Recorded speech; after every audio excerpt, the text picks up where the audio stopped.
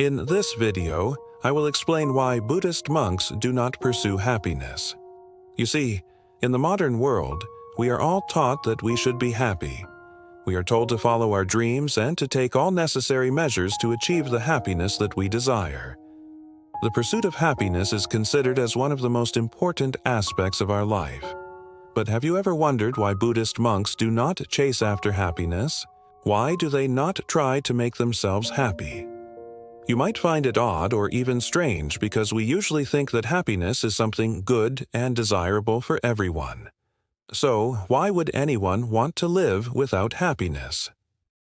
As a Buddhist monk who has taken an oath to practice the teachings of the Buddha for the rest of my life, I can tell you from my own experience that the pursuit of happiness is not what it seems. In fact, it can be very detrimental to our well-being. And that is why Buddhist monks do not pursue happiness. So let's get started with the first reason why Buddhist monks do not pursue happiness, which is that happiness is not real. It may sound strange, but let me explain. According to Buddhism, everything in this world is impermanent. Nothing lasts forever, not even your current feelings of happiness.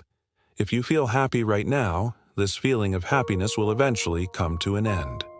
No matter how rich you are, no matter how beautiful you are, no matter how much you love your life, nothing is permanent. Everything changes.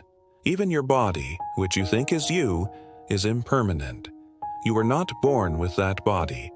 You will not die with that body. Your body was created from countless different elements, like the food that you eat, the water that you drink, and the air that you breathe. These elements are constantly changing and transforming into something else. Therefore, there is nothing permanent in this world, not even you. When we try to pursue something, it means that we want to hold on to that thing. However, since everything is impermanent, we cannot truly hold on to anything. If we try to do so, we will only suffer. For example, when you walk outside during summer, you may enjoy the sunshine and warmth on your skin. You may even start to believe that this warmth is who you are. Then suddenly, a cloud passes in front of the sun, and you start to feel cold. This sudden change of temperature can shock you. You may even feel like you have lost something important. And this is exactly what happens when we pursue happiness. When we try to hold on to our happiness, we will suffer when it inevitably ends. Therefore, according to Buddhism, the first step to true freedom is to understand that everything is impermanent. Do not hold on too tightly to anything, especially not to your happiness. The second reason why Buddhist monks do not pursue happiness is that happiness is not real. Buddhist monks do not chase after happiness because we know that happiness is not real. Happiness is just a mental fabrication made by our mind based on our past experiences and conditioning. It is not an objective reality. You may have heard the saying, when you change the way you look at things, the things you look at change. This means that our perception of reality is actually created by our own mind. We do not directly experience reality, but rather our mind creates a version of reality based on our past experiences. This is why two people can look at the same thing but interpret it in completely different ways. Even though they look at the same thing, each person will see something different based on their unique perspective and understanding. Therefore, when we think about happiness, it is important to remember that it is not an objective reality, but rather a mental fabrication created by our mind. If we try to pursue something that is not real, we will never be able to catch it. Imagine trying to grab smoke with your hand. No matter how hard you try, you will never be able to hold on to the smoke because it is not real. It does not exist. Similarly, if we try to pursue happiness, which is also not real, we will never be able to catch it. That is why Buddhist monks do not chase after happiness. Instead, we focus on cultivating our mind and understanding the nature of reality. The third reason why Buddhist monks do not pursue happiness is that happiness is not the ultimate goal of life. Many people believe that the purpose of life is to be happy. They think that if they can just achieve a certain level of happiness, then their life will be complete.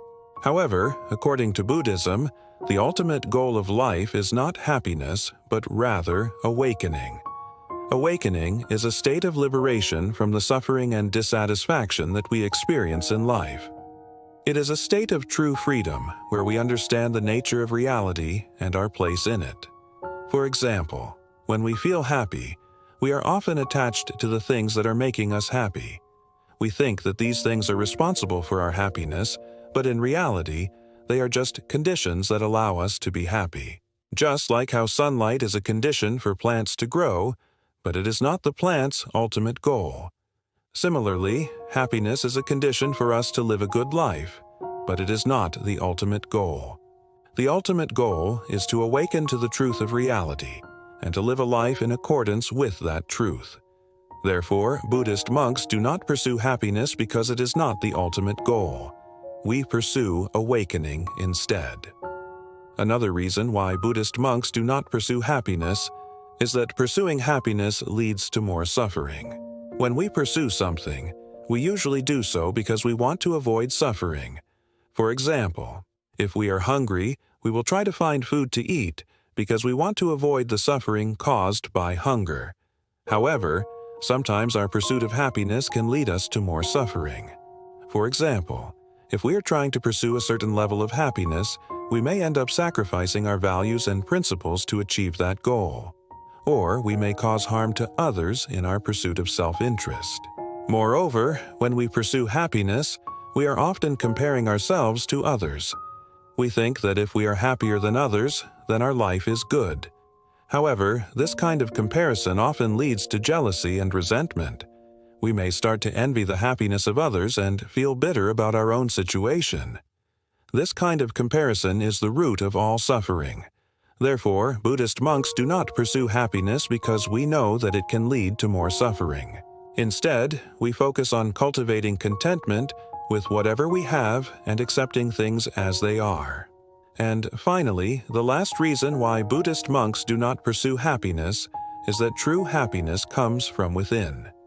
Many people believe that happiness is something that we can find outside of ourselves.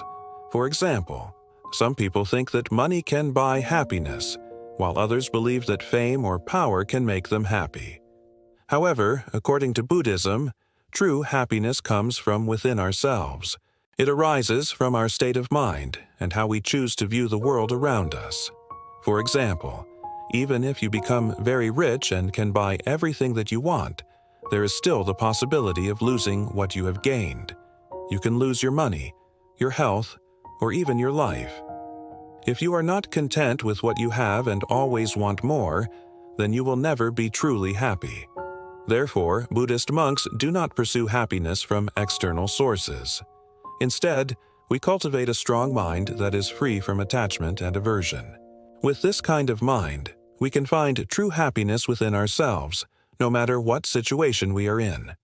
To conclude, there are many reasons why Buddhist monks do not pursue happiness. Happiness is impermanent. It is not real. It is not the ultimate goal of life. It can lead to more suffering, and true happiness comes from within. Instead of pursuing happiness, Buddhist monks focus on cultivating a strong mind that is free from attachment and aversion. This allows us to find true peace and contentment in our lives, no matter what situation we are in. If you liked this video, please click the like button below to show your support. Also, don't forget to subscribe for more videos about Buddhism and meditation. Thank you for watching.